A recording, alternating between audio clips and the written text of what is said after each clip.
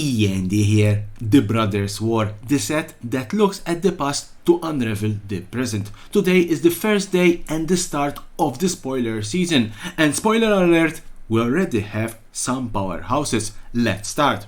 And I want to start with the land cycle for this set, which is the continuation of the painlands started in Dominar United. Brushlands, Underground River, Lenore Waste, and Battlefield Forge. All of them will enter the battlefield untapped, all of them will tap for 1 colorless mana, and all of them will tap for 1 color or another and deals 1 damage to you. Personally, it's a pity because painlands don't hold a lot of value, but I believe that this set will have more important lands. Let's wait and see. Scrapware Cohort for Artifact Creature Soldier, it's a 5/3, enters the battlefield, create a 1/1 colorless soldier creature token, unearthed for 2 and 1 white. If you don't know how to play unearthed, I did a tutorial explaining this particular mechanic, how it works. This set is all about Urza and Mishra and their war, therefore we'll see an evolution of these two legendary creatures. Urza Power Stone Prodigy, 2 and 1 blue, it's a 1/3. It has vigilance for 1, tap, draw a card, then discard a card. Whenever you discard 1 or more artifact cards, create a tapped Power Stone token. This ability triggers only once each turn. Also, if you don't know how to play Power Stones, I also did a tutorial explaining how those particular artifacts work. Mishra Excavation Prodigy, 2 and 1 red, it's a 2/1 with haste, 1 tap, discard a card, draw a card. Whenever you discard 1 or more artifact cards, add 2 red mana.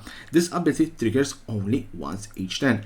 As you can see, these are Baby Urza and Baby Mishra. Ashnot Harvester for 2, it's a 3/1. Whenever it attacks, exile target card from a graveyard, unearthed for 1 and 1 black. Ornithopter, this is the showcase, this is the blueprint showcase of Ornithopter. 4/0, flying, it's a 0/2. Ashnot Altar, 4/3, sacrifice a creature, add 2 colorless mana. Goblin Charbelcher, 4/3, tap. Reveal cards from the top of your library until you reveal a land card. It deals damage equal to the number of non-land cards revealed this way to any target. If the revealed land card was a mountain, it deals double that damage instead. Put the revealed cards on the bottom of your library in any order.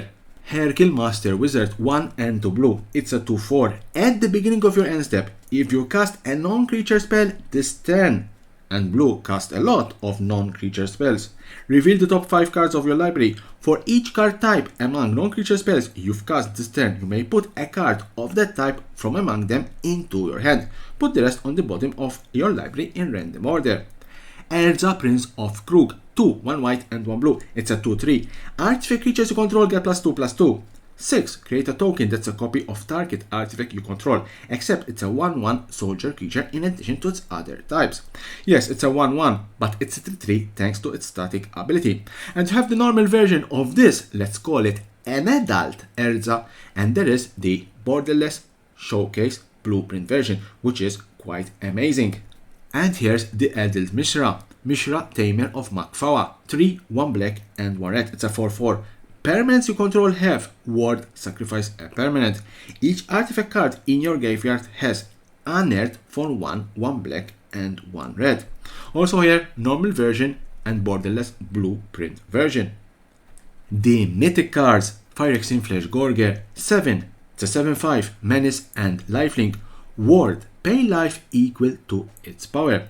This particular mythic artifact creature has a new mechanic. Prototype. What is prototype?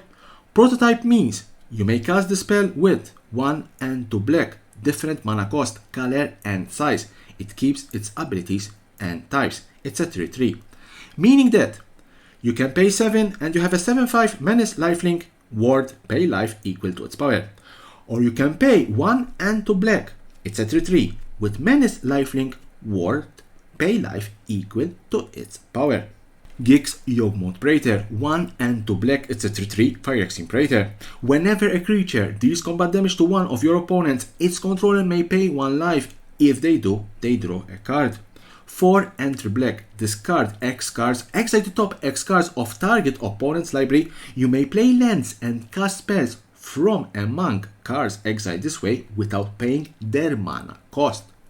Honestly, this is a scary creature. It's a 3-drop for a 3/3, and whenever a creature deals combat damage to one of your opponent, meaning that if you're playing 1-1, if your creature deals combat damage to your opponent, or if you're playing Commander multiplayer, anyone can pay 1 life and they will draw a card.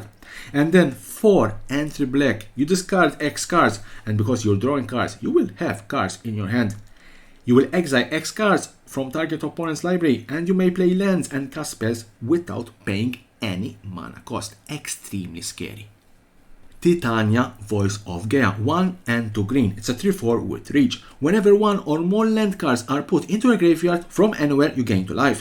At the beginning of your upkeep, if there are 4 or more land cards in your graveyard and you both own and control Titania, Voice of Gaia and the land named Argot, Sanctum of Nature, exile them, then meld them into Titania, Gaia Incarnate.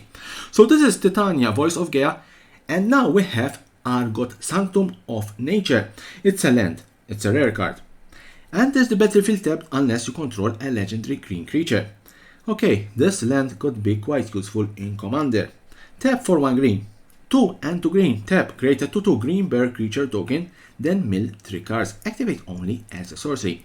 So, if you have Titania and you have Argot, at the beginning of your upkeep, you can meld them and they transform into Titania, Gaia Incarnate. Legendary creature, elemental avatar. Vigilance, reach, trample, and haste. Its power and toughness are each equal to the number of lands you control. When it enters the battlefield, return all land cards from your graveyard to the battlefield tapped. 3 and 1 green, put 4+1/+1 counters on target land you control. It becomes a 0/0 elementary creature with haste. It's still a land. And the last card in this particular day 1 of the spoilers of the Brothers' War, Teferi Temporal Pilgrim, 3 and 2 blue. It's a planeswalker Teferi, enters the battlefield with 4 loyalty counters. Whenever you draw a card, put a loyalty counter on it. 0, draw a card. -2, create a 2/2 blue spirit creature token with vigilance, and whenever you draw a card, put a +1/+1 counter on this creature. -12, target opponent chooses a permanent they control and return it to their owner's hand. Then they shuffle each non-land permanent they control into its owner's library. When I saw this card, I exclaimed, holy shit. It's a 5-drop with 4 loyalty counters. Enters the battlefield, you can draw immediately a card. And whenever you will draw a card, and blue draws a lot of cards, you will start putting loyalty counters on it. It's -12, it's an ultimate winning condition. Target opponent will choose a permanent they control and return it to their owner's hand. Then they will shuffle each non-land permanent they control in their library. I think it's an ultimate winning condition. Extremely powerful planeswalker. So these were all the cards spoiled today, day 1 of the spoilers of the Brothers' War. Join me tomorrow for another day full of spoilers of this epic set. And as always, don't forget to subscribe to my channel for more and more interesting videos about Magic the Gathering and the collectible world.